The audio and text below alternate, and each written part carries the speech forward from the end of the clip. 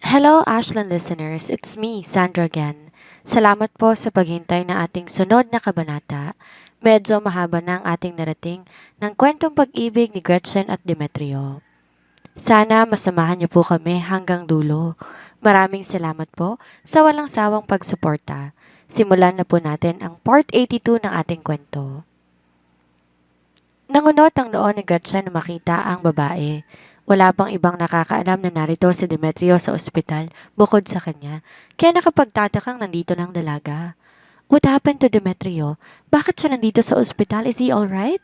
Sunod-sunod nitong tanong at kulang na lamang maglupasay sa iyak. Nagkaroon siya ng diarrhea. Kaswal niyang sagot. What? Bakit? Ano bang pinapakain mo sa kanya? Dapat nag-iingat siya sa mga kinakain niya. Oh God, I'm so worried. Bagamat alam ni Gretchen na kasalanan niyang nangyari, hindi niya gusto ang paraan ng pagsasalita nito at pag-aalala sa asawa niya. Daig pa nitong tunay na asawa kung makaasta na siyang kinaiinis niya. Paano mo nga pala nalaman na nandito kami? Tanong niya sa babae. Kita niyang natigilan naman si Bianca sa tanong niya, pero maya-maya lang, mabilis na nakahuma. I just got discharged. Nakita kita, kaya't sinundan kita and that's where I saw Demetrio lying in the hospital bed. Pagdadahilan pa nito. Sandaling niyang tinitigan ng babae bago tumango. Kung ganon dapat magpahinga na kayo sa mansyon ninyo, Miss Bianca. Mabilis naman tong umiling. No, I will stay here. Demetrio is sick and I'm his friend kaya dapat nandito ako. Your feet is sprained, hindi ba? Bakit di nilang ikaw umuwi at magpagaling? I can take good care of him alone since we know each other so well. Nagsalubong ang kilay ni Gretchen sa narinig. Pinapalayas ba siya nito sa sariling silid ng asawa niya? Pakialam ba niya kung matagal na itong magkakilala? Subalit bago pa man siya makasagot, isang pamilyar na boses ang umalingaw sa buong silid. Gretchen is right. Umuwi ka na, Bianca. My wife can take good care of me. Ani Demetrio na ngayon ay gising na. Imbes na makinig sa sinabi ni Demetrio, mabilis tong dinilohan ni Bianca. Kamusta na ang pakiramdam mo, Demetrio? Ayos ka lang ba? Masakit pa bang tiyan mo? Do you need anything? Natigil to sa pagsasalita nang tinaas ni Demetrio sa ere ang isang palad nito. All I need is for you to keep quiet and go home, Bianca. Unti-unti umayos ng tayo si Bianca at ilang beses na napalunok. Bakit parang pinagtatabuyan mo ko? I am just concerned about you. Huminga na malalim si Demetrio bago napasulyap sa gawin ni Gretchen. I said I'm fine at nandito ang asawa ko. You don't have to bother about me. Napalingon naman si Bianca sa gawin ng babae. Hindi siya papayag na masasolo nito si Demetrio. If Gretchen can take good care of him, and so do her. No, dito lang ako. Hindi ako aalis hanggat hindi ka pa gumagaling. May diin itong bigkas. Nagpakawala ng isang malalim na buntong hininga si Demetrio. Napatitig naman si Gretchen kay Bianca. If this woman won't go away from them, then she will do something to brush her off. Hindi siya yung tipo ng taong tutungangan na lang at hahayaan ng babaeng agawin ng posisyon niya. Demetrio said he loves her, so she will use that card to dominate the situation. At kung totoo nga ang sinasabi nito na mahal siya nito, hindi ito aangal sa gagawin niya. Kinuha niya ang kanyang cellphone at tinawagan ng isang partikular na numero. Di naman siya naghintay ng matagal dahil agad sinagot na nasa kabilang linya ang tawag niya. Good afternoon po, Sir Oliver. Nandito po kasi sa ospital si Miss Bianca eh. Sabi niya kakalabas niya lang. Pwede niyo po ba siyang sunduin para makapagpahinga na siya? Aasikasuin ko pa kasi si Demetrio dahil may sakit siya. Nanlaki ang mga mata ni Bianca at marahas na napalingon kay Gretchen. What are you doing? Di naman siya sinagot ng babae at nagpatuloy lang sa pakikipag-usap sa katawagan nito na kung hindi siya nagkakamali ay ang kapatid niya. Maraming salamat po, Sir Oliver, ani Gretchen bago binaba ang cellphone at tumarap sa kanya. Papunta na raw po si Sir Oliver, Miss Bianca. Mahinang natawa sa Demetrio dahilan para mapalingon siya sa lalaki. Totoo ba ang nakikita niya? Tumatawa talaga si Colin?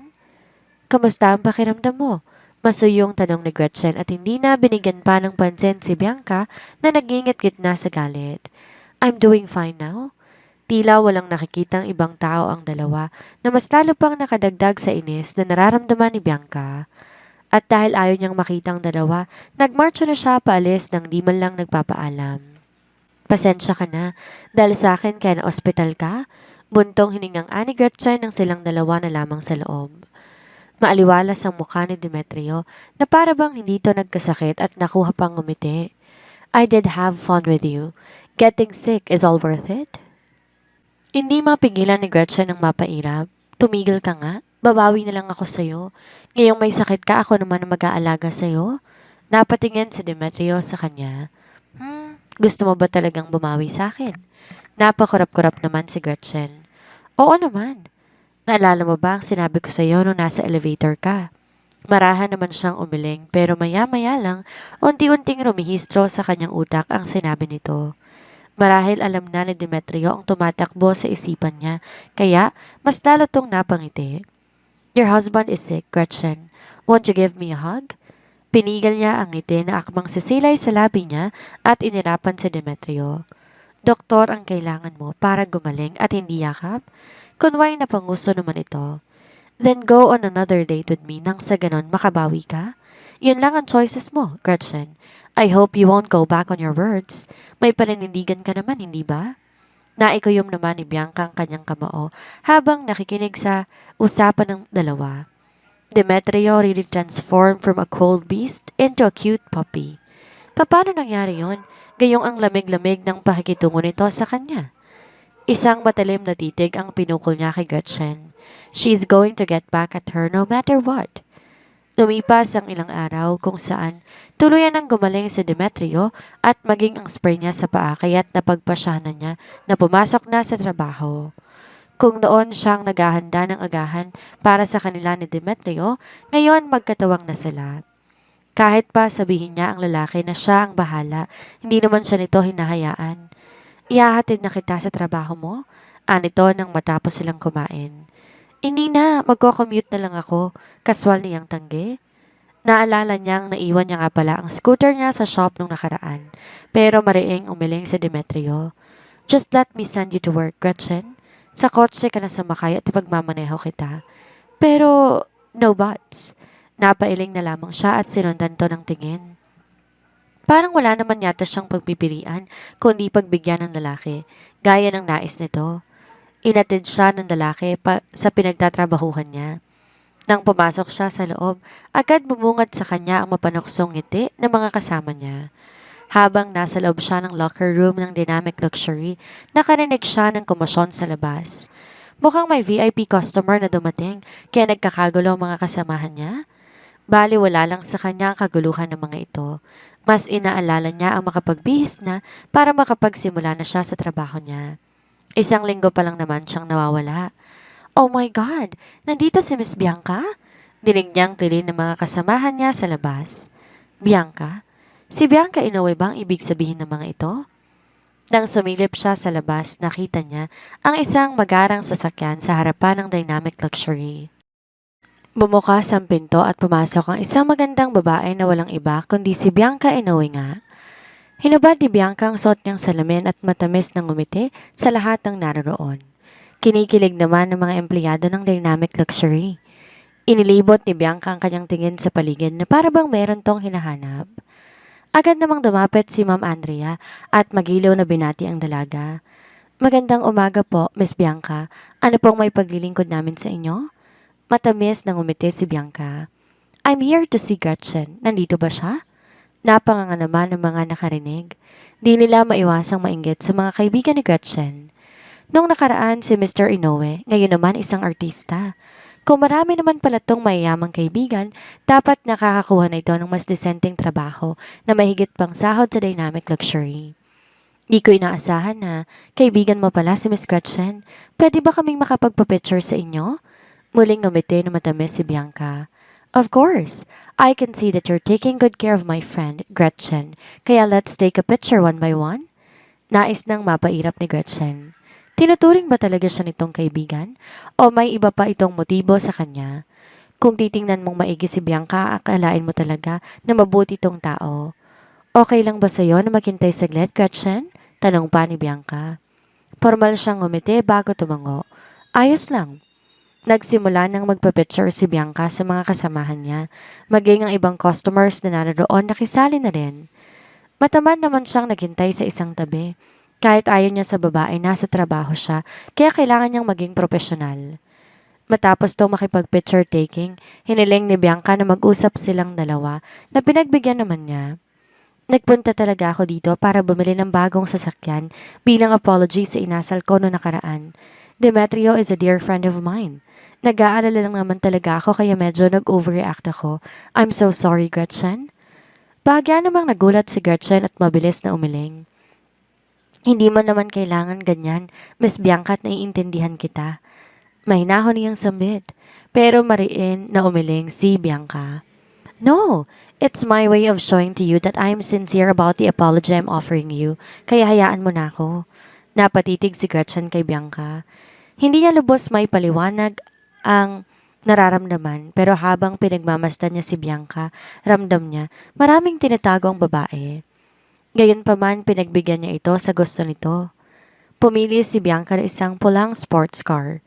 Agad niyang inasikaso ang resibo ng binili nitong sasakyan. Habang abala si Gretchen, lihim namang napangisi si Bianca. Let's see if Gretchen can really pull off with her trick this time.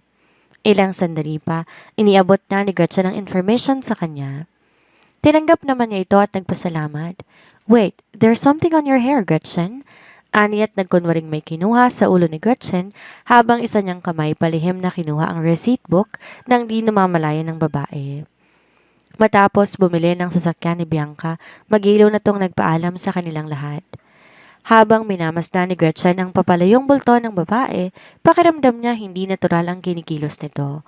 Gayunpaman, pinagsawa ng bahala niya muna ang nararamdaman niya at bumalik na sa trabaho. Makalipas sa ilang sandali, isang matandang lalaki ang dumating sa shop nila. Nakasuot ng ito na isang simpleng damit, subalit sa shop na kagaya ng dynamic luxury, hindi mainam ang ganong klaseng pormahan at kung titingnang maigi, iisipin na makakakita dito na walang perang lalaki kaya hindi ito pinansin ng mga empleyadong naroroon. Umiinom si Gretchen ng tubig nang mamataan niya ang matandang lalaki na nakaharap sa isang luxury car. Para bang nahahalina ang mga mata nitong pagmasdan ng sasakyan.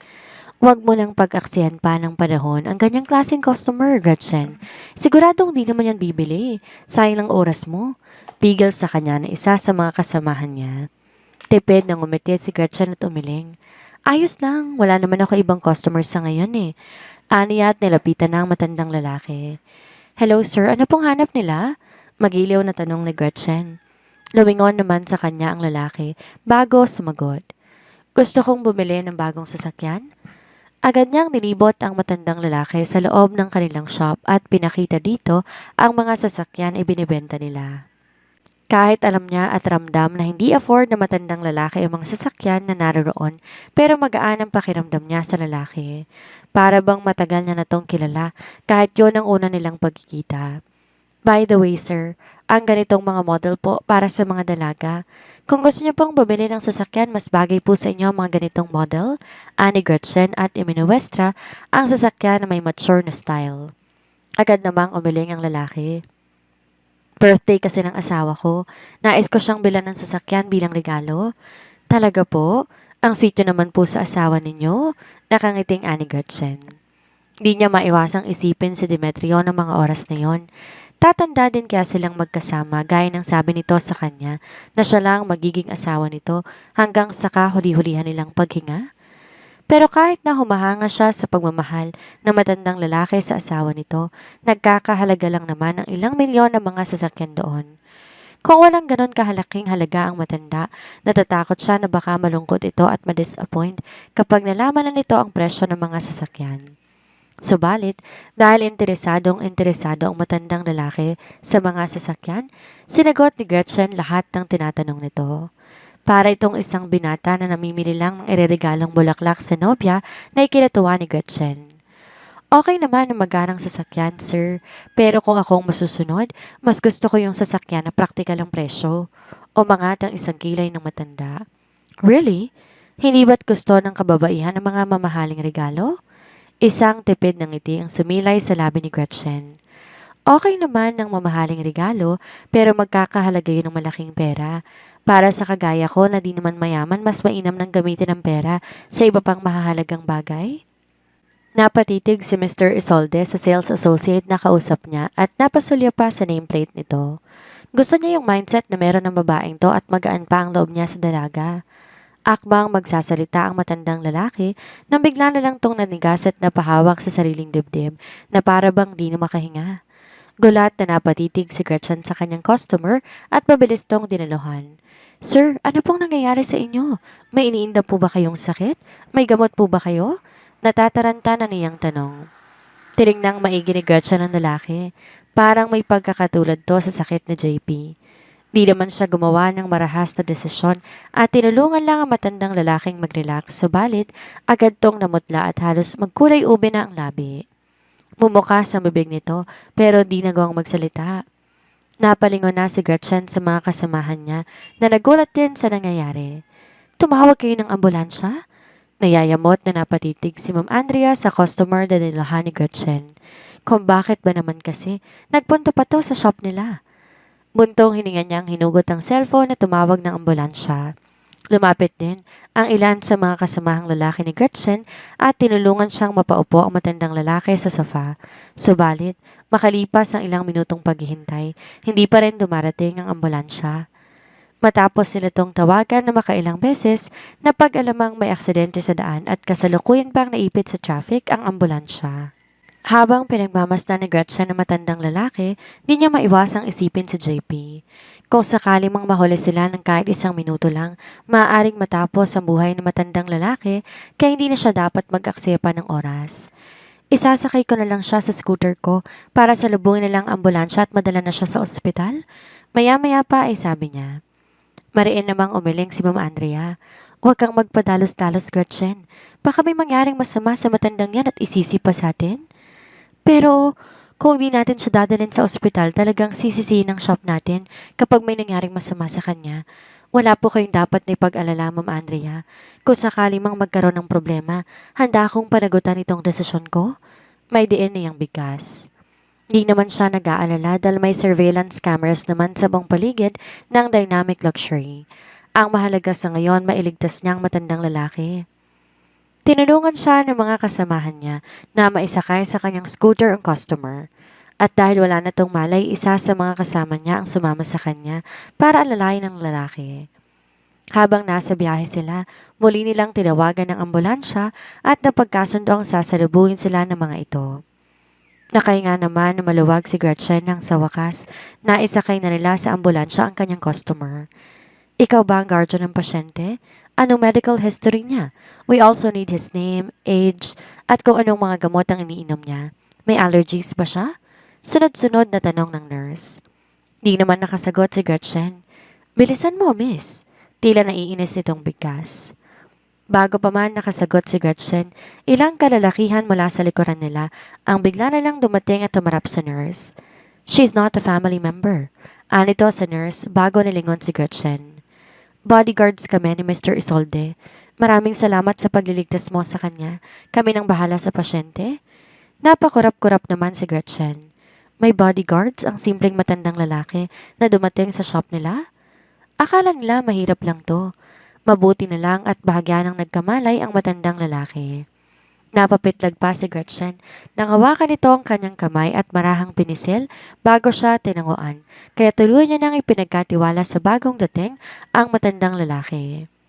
Pinanood nilang dalawa ng kanyang kasama ang papalayong ambulansya.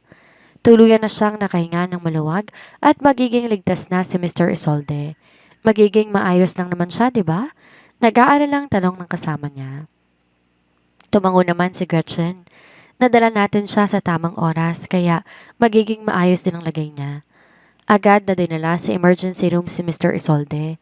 Mabuti na lang at di naging malala ang kalagayan niya dahil mabilis siyang naagapan ng babaeng nagngangalang Gretchen.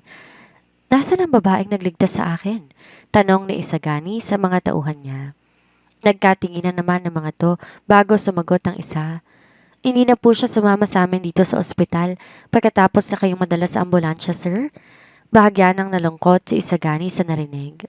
Hindi man lang niya to napasalamatan sa pagliligtas nito sa kanya. Napakabait nito at sobrang gaan ang loob niya sa babae. Habang pinagmamasdan niya ito kanina, Isang tao lang sumagi sa isipan niya na naging dahilan kung bakit mas lalo pa siyang nakaramdam ng kahungkagan sa puso niya. Balang araw, babalik siya para gantimpalaan ng dalaga sa kabutihan nito sa kanya. Muli, nakatapos na naman po tayo ng isa na namang kabanata. Sana'y nagustuhan ninyo. Huwag po kayong bibitiw dahil may isa pa tayong part na nakahanda. Ako po ay hindi napapagod na magpasalamat sa inyong walang sawang pagsuporta. Huwag po sana kayong magsasawang tumangkilik sa ating mga kwento. Thank you po at God bless us all.